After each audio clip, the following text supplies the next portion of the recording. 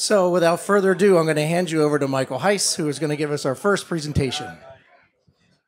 Thanks, Walt. Good morning, everybody. I'm Mike Heiss, the guy with the jacket, but as an added attraction, I now have the color bar socks. Okay, so you gotta play the part. So thank you and welcome to ISE 2018. What we're going to do this morning is do a quick talk on where video will be in 2020. Who is this guy other than being the clown with the jacket? I run my own consulting firm in LA. I'm also a journalist. You could read my articles in Hidden Wires and Twice and Residential Systems. I've been doing this for way, way, way too many years.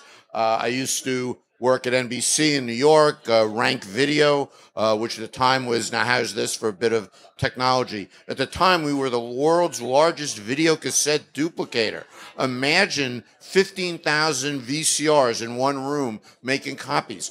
Times have a bit changed. And I worked at Harman for many years and developed a lot of products that you've seen. I even, if you're in a hotel and there are movies, you can blame that on me. I was the involved with the creation of the first in-room hotel movies, and here's my contact data down at the bottom. So they've asked me to do a little talk about Video 2020. Where are we going to be going forward? What forms will video take? Where is it going to come from? Once it's made, how is it going to get to the home? How will it be accessed? How will video get around the home? And what will be used to view? So what you're going to see is some of the things will have green type instead of black type. And that's meant to indicate something that is changed, because the more things change, the more they remain the same. So you have to both change and remain the same at the same time. So let's get out the crystal ball. I've just had the crystal ball updated. It's running the latest software. So let's see where we're going to go. What forms will video take? In the old days, it was, depending upon how old, it was an antenna. You connect a coat hanger or a piece of wire or an aerial to the back of the TV set. You put it up on the roof, and wonders of technology, you'd get video. That's significantly changed. I was kidding that when I was in the video cassette business, that was the primary means of distribution for pre-recorded content. Those days are long gone. We've got now a variety of ways of getting content delivered, but it's important that you differentiate between linear content, recorded content, and live content, because there's somewhat of a difference in how some of that's going to be distributed. There's more, and again, here's a lot of things that are changing here. You have more binge-centric content, and I realize that we're not in the content creation or distribution business, but by virtue of the fact that CEDIA members and the people in this hall are the ones that provision the ways that content is captured and displayed and listened to, you are part of the content world. So there's a lot of binge-centric. If your client is into, I don't know, Game of Thrones, the woman who stars in Game of Thrones used to live down the street for me. I don't know what her name is, but I used to call her Game of Thrones lady. That's binge-centric. So that's the kind of thing where people just sit in a room for a weekend and watch the whole breadth of a program. That's something that is more amenable to a theater environment than just, watching the news or watching the sports or watching football. It's app-based. So how are you going to get it? You're going to do it on a phone or a tablet or some wireless device. And that's influencing the way that you provision video in the home. Another thing that's increasingly happening is social parallel content. And what I mean by that is the Super Bowl or the Stupid Bowl. I don't know. Like, was there some big football U.S. thing last week? I don't know. But there is a trend towards a concurrency where on one screen, something like this, you're going to watch the content.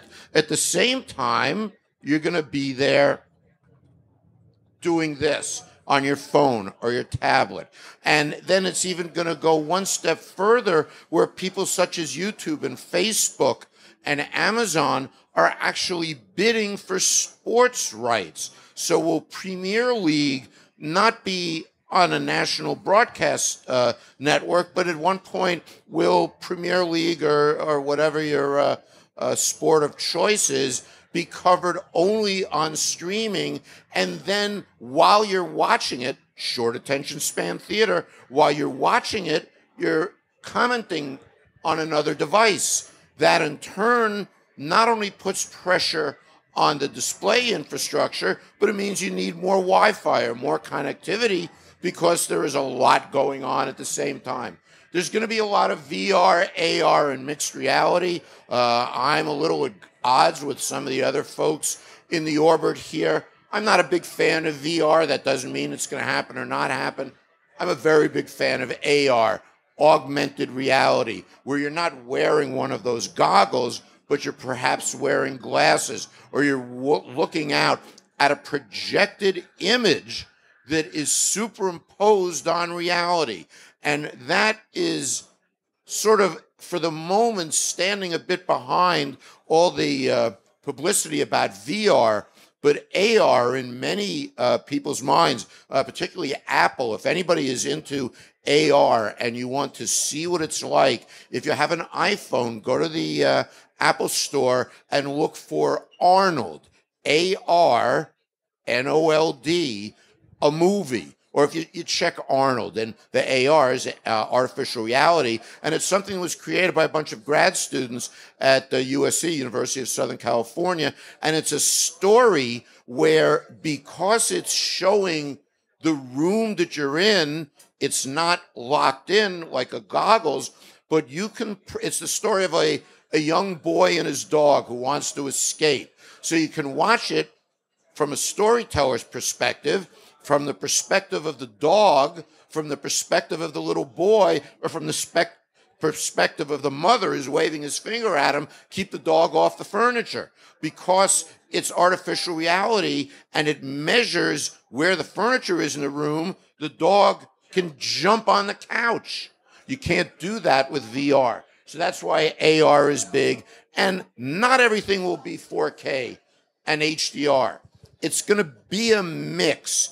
There's a big movement afoot starting in the US, but I think you'll see it in the rest of the world, not just to do HDR, high dynamic range content, with 4K. That's the way everybody associates it, but also to do it with standard high def, because the benefit is not just the resolution, the benefit is the dramatically improved color. So you'll begin to see some HDR with standard HD content.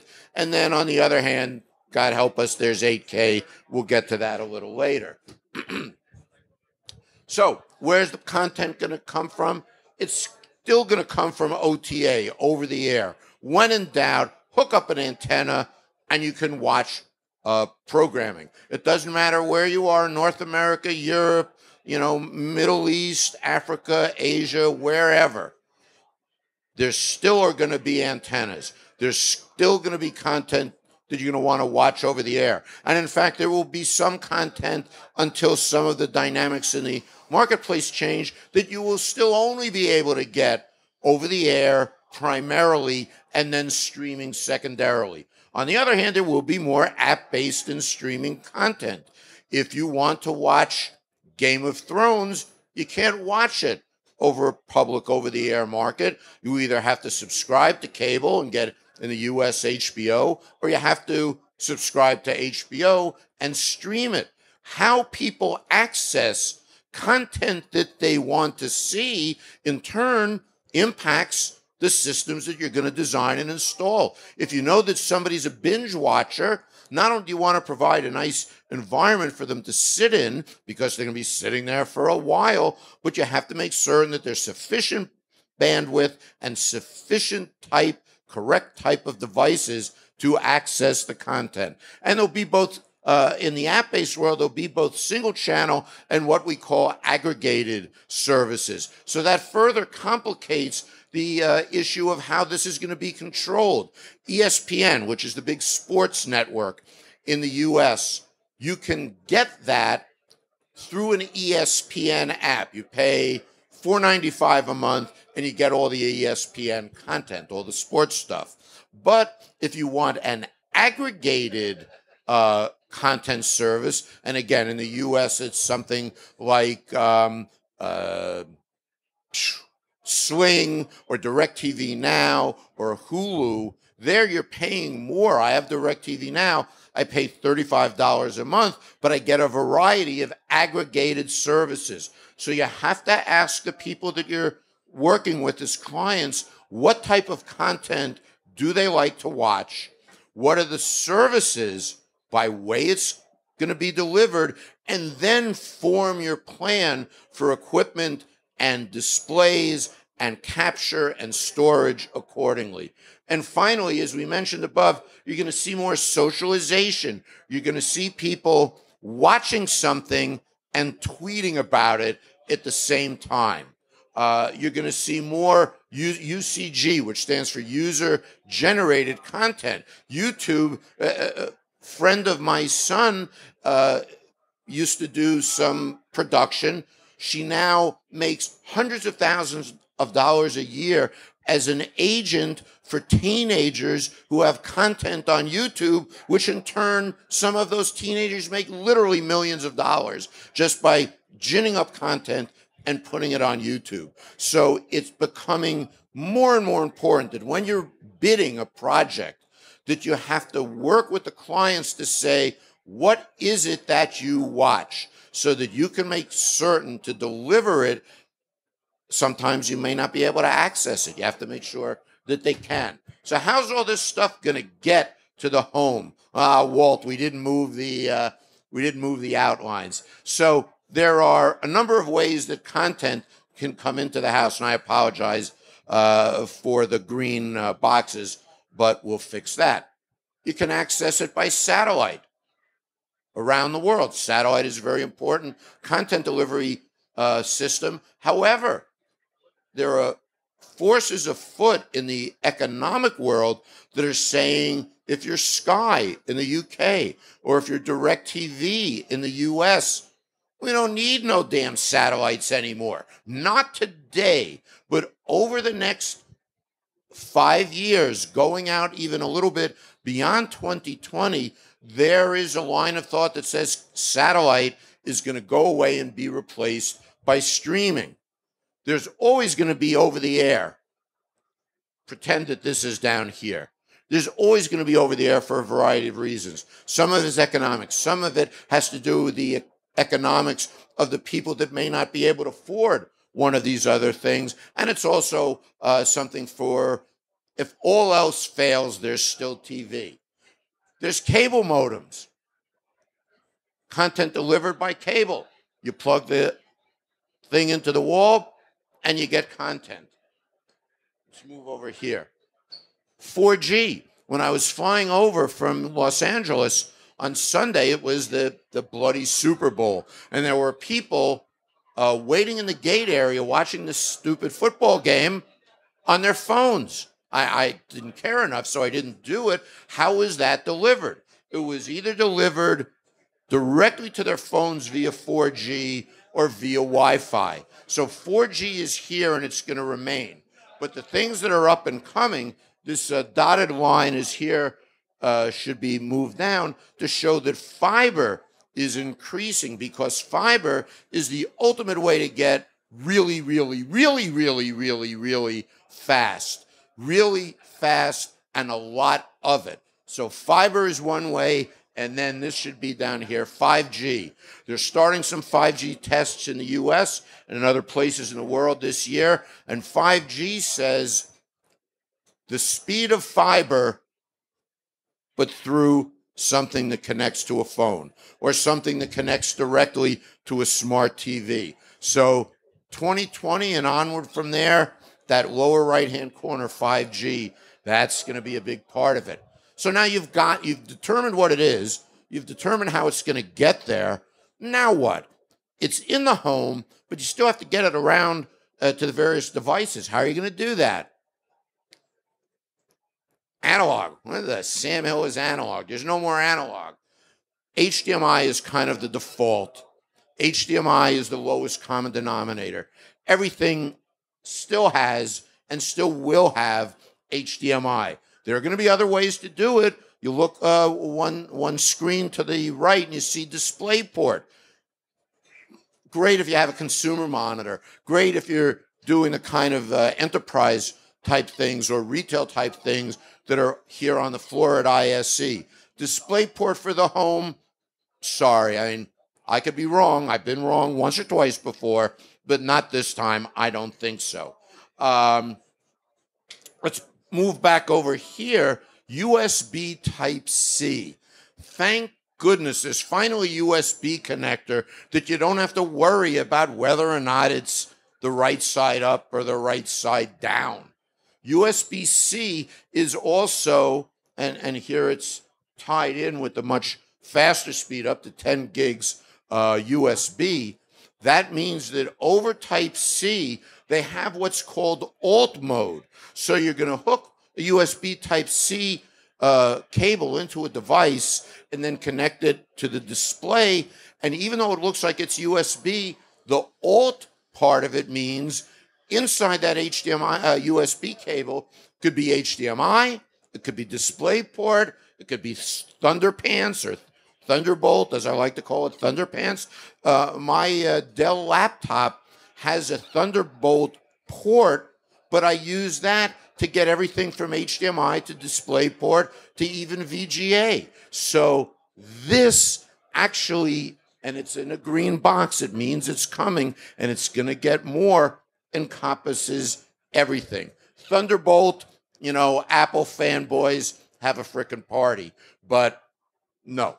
Okay, let's move over here a bit. Wi-Fi. And there are many different flavors of Wi-Fi depending upon how old or how expensive or inexpensive the device is. Coming up is, if you're getting the speed coming into the house, how are you going to distribute it to the various wireless-centric devices in the home?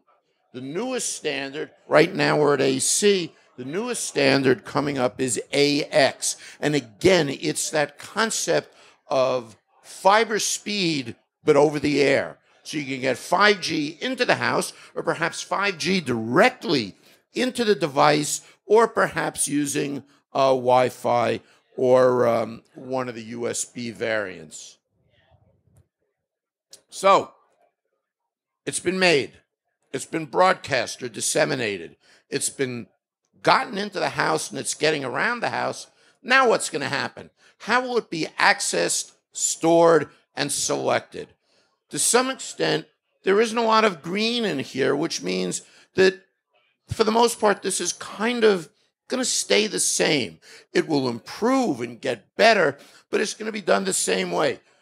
You're still going to have over-the-air OTA tuners. You're still going to have, for a while, traditional set-top boxes, whether it's a Freeview, which is actually an over-the-air, a Freeview or a cable box or a satellite box or some sort of terminal.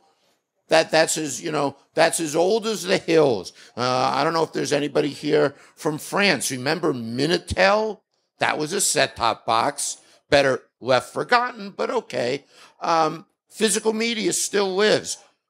The Blu-ray, Ultra HD Blu-ray format, gee, you don't get those hourglasses. You don't have somebody in the house saying, what's this buffering thing? If you want the best reproduction, the fastest throughput, for a while, Ultra HD Blu-ray is not going away and it's still going to remain a little smaller, but very viable. You're still going to have more of the streaming devices and smart TV apps. I've brought them over. I didn't bring them over to the hall today, but in my suitcase, just to test them out to see if they work outside of the U.S., there are Roku devices. I brought one of those. I took it to Hong Kong in October, and I'm sitting there watching through a VPN, watching direct. Now, here's a good way to look at this. I'm in a hotel in Hong Kong. They've got Wi-Fi. I've connected it to a VPN on my phone.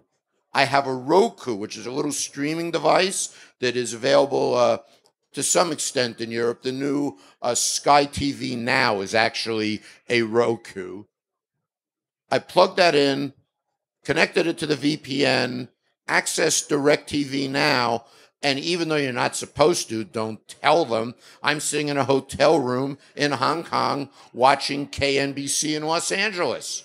That is an example of how this is going to work with IP streaming or smart TV apps. The ability of the TV to do away with the need for these apps that you'd get from a phone or a tablet by having the apps built into the set. Or another trend in the US and Canada world, there is a mashup of DVR and over the air. There's a device called Tablo. The Tablo people are the ones, the nice Canadian folks, and they're responsible for my color bar socks. So Tablo is an IP connected device. It's got over the air tuners. You connect a hard drive and it records things locally, but then it's distributed over the internet. And you need to get right now a Roku or an Apple TV. However, they've just done a deal with Samsung. So the app that is required is built into the TV set. So you've got to see what people want. I keep saying that, but it's really important. What they want, and then you've got to figure out how to get it there. Subscription VOD, video on demand, versus all the time VOD. One, the other, or more likely, both. VOD, video on demand. It's not always a service. It's, I want to watch a movie, and I subscribe to a service, and I get the movie. Video games, not going to go away. They may also change increasingly more from the traditional, and we have set-top boxes and terminals from the traditional Xbox and PlayStation and, to a lesser degree for this type of quality, Nintendo.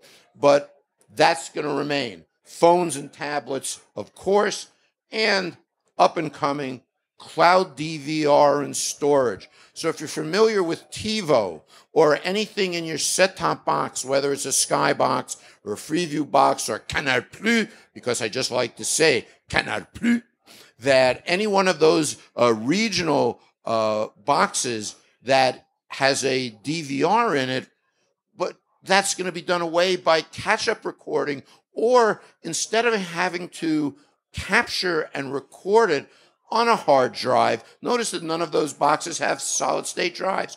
In a box, in the rack, in the home, wouldn't it be a damn sight easier if you press a button and have it recorded in the cloud? So this DirecTV Now service that I subscribe to, as PlayStation Vue, as Sling, which are some of the major ones that do that in the US, they have DVR, which says, I know I'm not going to be home tomorrow night, but I want to watch whatever program. I could call my wife, 9 hours behind, get her up out of bed and say, honey, could you please record this for me? Or I can say, don't bother. Through an app on my phone, I can access, a VPN when we're out of the country. I can access their service and say, record it for me in the cloud. I'll be home next week and I want to watch it. Bingo. So that's going to be an increasingly important way that content is going to be accessed. How will it be accessed and stored? So here it is, sort of pictorialized. Android TV. Many, many Sony and other types of brands are building the Android TV platform, into the device. Chromecast. Now, Chromecast and Android are both part of the Google Alphabet world, but Chromecast, and I have that in my room too. For $30, I can get a Chromecast. For $65, I can get a 4K Chromecast. That is one of the very few ways to get Dolby Vision, other than the Apple TV, which is $179. The Apple TV, I can do with a Chromecast. or it can be built into the set with the smart TV, or, the various manufacturers have different logos for it. Xbox One, you can use that as a capture and playback device. A Blu-ray player. Here's a screen from a Blu-ray player. Blu-ray players are not just to playback physical media. They all have some access to, here are some of these services. And again, this is US, Amazon, YouTube, iHeartRadio, Major League Baseball, Netflix, Vudu, Hulu Plus, Sony PlayStation View, or the PlayStation itself has a variety, and it clearly varies depending upon where you're located, access to different services. This is not going to change. This will continue in this form well into 2020 and beyond. But finally, when you get to the end of the line, unless we have neural implants. Now, if Rich Green were here, he'd say in the year 2020, God willing, I should only live that long. It's 2035, at which point I'll only be about 86. You'll have neural implants. I can't wait that long. So in the meantime, you still need to have a display to watch this stuff on. Flat panels continue. They're going to be LCD or QLED. They're going to be OLED. But you're also going to increasingly, particularly in 2020 and beyond, emissive QD. QD stands for quantum dots. Right now, if you go over, as an example, to the Samsung display, which is sort of in another hall because it wouldn't be ISC if wherever you had to go wouldn't be in another bleeping hall. So you've got to go out behind where the Harman booth is, out the door, in another door, and you'll see a big Samsung display, which I really commend you all to see. QD stands for quantum dot. It is a way of putting a material, typically liquid, that goes either in a film or on the LEDs that illuminate the screen to very, very carefully finely tune the color output so you get amazingly vivid and accurate color. But it's still an LED with some goop on top of it. Emissive quantum dot in 2020 will be the competition for OLED, because OLED is self-emissive. If you go to the next step of LEDs, the quantum dot material will be inside, and it will be an emissive thing, an emissive LCD. You're going to have laser front and short throw projection. You can look right across the aisleway here. That is definitely going to continue.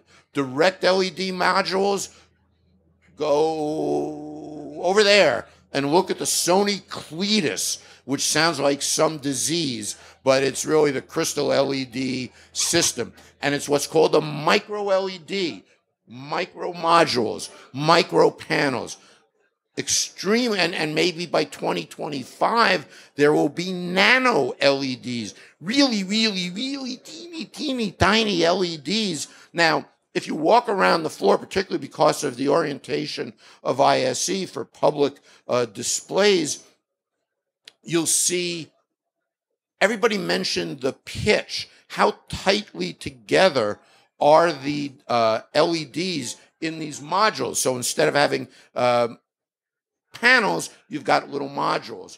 Clearly, the closer you get, the tighter it has to be, or it won't look good. Now, if you're looking across at Wembley and there's a runner, a scoreboard runner, you don't care how big the pitch is because you're at the other end of the stadium.